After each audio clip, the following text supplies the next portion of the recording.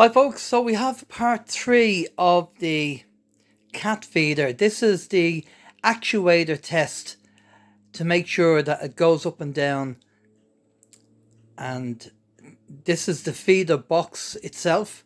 I'm still doing testing and wiring, but just to show you it working, we'll come over here and switch it on.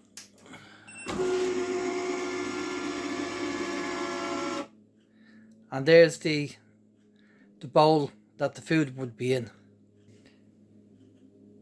Now I still have to do the wiring, but to just reverse it so it shuts down again.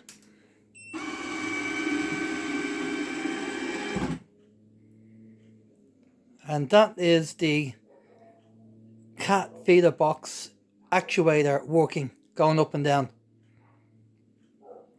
So this is part 3. So part 4 will be having it all wired in and then doing the testing remotely with the key fob.